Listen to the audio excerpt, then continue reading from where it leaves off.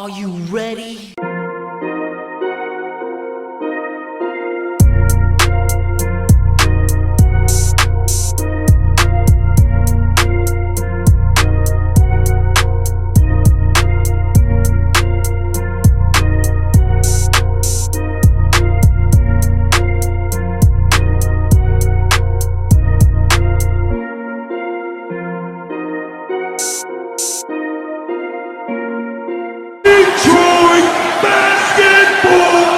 Peeps, how's it going?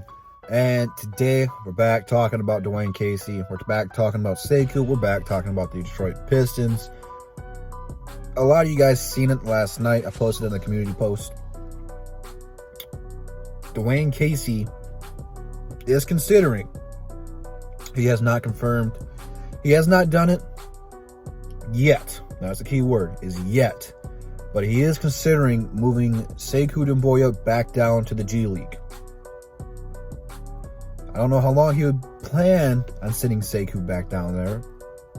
I understand Sekou has not played well in the last 4 or 5 games or so. But if you actually watch the film, okay, watch the game, fast breaks, they're not looking to give him the ball.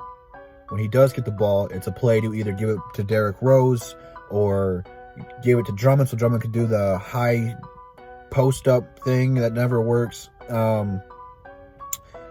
They don't look to get Sekou involved. And when he was playing against people like LeBron, Kawhi, Paul George, Draymond Green, all the big names, they actually gave him a little bit of opportunity out there. They let him have full control.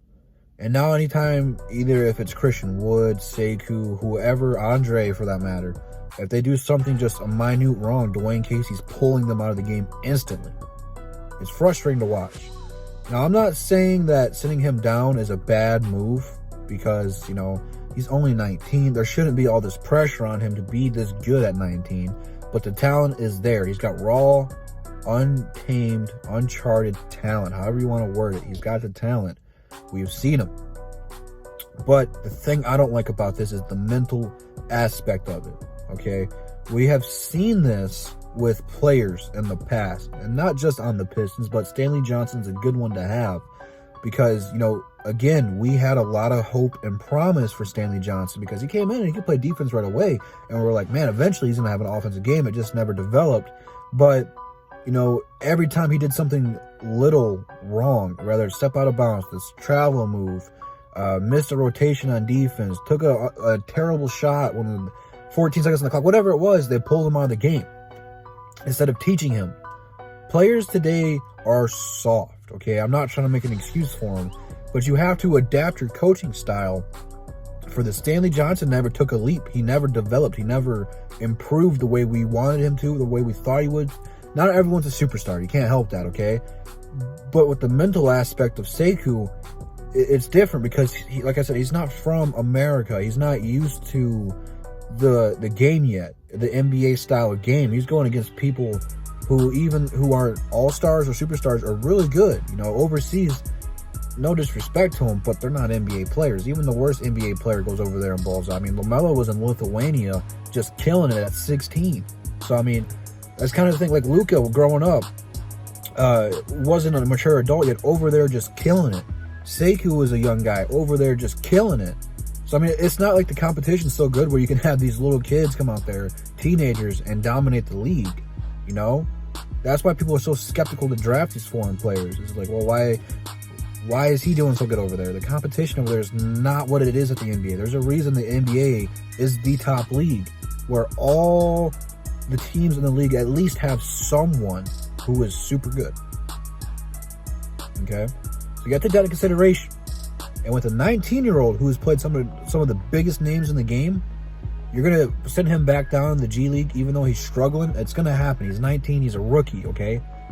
I would much rather have him get these slumps out of the way his year number 1 than having to come back year number 2 or year number 3 and relearn all this stuff.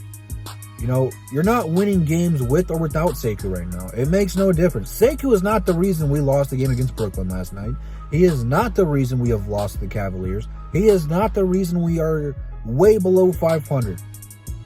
This is not going to help the Pistons. It's only going to hurt the Pistons. you can say right now or long term. This is not a good solution.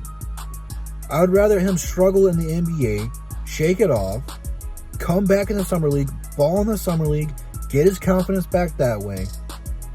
I mean, going back down to the G League, it's not a terrible move. We just know he's going to produce down there. And maybe that's what he needs. I don't know. I just don't like the aspect of, you're not doing good, so I don't want you here. Kind of a deal. He's 19. Never played in America before. This is all brand new to him. All brand new to him. You have to have patience with these young guys. They're not just going to come out here and dominate right away. It takes time. It's like Pistons fans don't realize it. It seems like the front office doesn't realize it. You can't turn these guys into superstars overnight. It doesn't happen. It is super rare for that to happen. And there are exceptions throughout the NBA where people do come in as a rookie and just take over right away. But those reasons are those guys are superstars coming in the league because they can do that. Not everyone can do that. It takes time for some people to develop. Okay, it happens. It's different. Everyone's different. Okay? Be patient with them, okay? If you want to put him to the bench, that's fine. That's completely fine. I just want him to be on the NBA roster to be with people like Derrick Rose and Blake Griffin and Andre Drummond while they're here, so he can learn what people are doing right and wrong, because those are our three best players, and Derrick Rose and Blake Griffin have seen it all in the NBA. And the way this team is going right now, I don't know if all three of those players will be here for much longer. I don't know. So at least until after the trade deadline, I still want Sekou to be up here because I want him to be around those guys. It's crucial for young players to have a mentor, someone to look up to. Derrick Rose is a very big name out of America. Overseas, he is a very big fact, especially in the Philippines. I get a lot of people who come into the live streams, which I can't do anymore because YouTube's not letting me. But I used to have a ton of people from the Philippines come to watch the live streams just to hear about Derrick Rose. So I know Derrick Rose his name carries some weight overseas. I want Sekou to be around that. Derrick Rose was the youngest MVP in NBA history.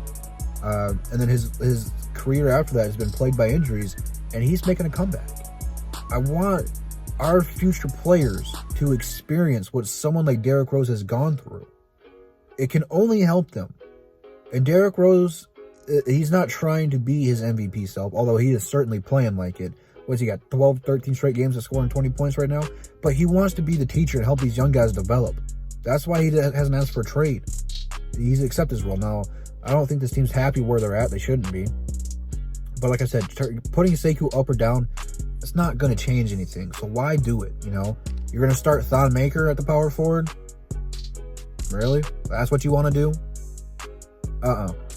Give me Sekou scoring 0 points over Thon Maker scoring 5. Thon Maker, I don't know. Thon Maker, okay? Markieff has been balling. I have no problem starting Markieff. But I don't want to keep using the guys who are killing it on the bench to come in and play. And Christian Wood, the last couple games, has been scoring pretty close to 20 points. Like I said, offensively, we're scoring. It's our defense that sucks. Doesn't matter who you plug in. Doesn't matter if you put Thon Maker or Markieff or Christian Wood in the starting lineup.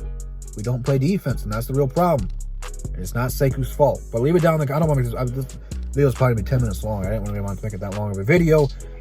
It's how it happened, though. So leave it down in the comments. Do you guys think the Pistons should move Sekou down or keep him in the NBA? I want to see you guys' reactions because it seems like a lot of you guys are split on the post. I haven't had time to go back and read it yet. But Instagram, Twitter, DSM is in the description. Roundtable on Micro Mike channel tonight. So come and join us as we talk some NFL draft stuff. But without further ado, see you guys tomorrow. Peace.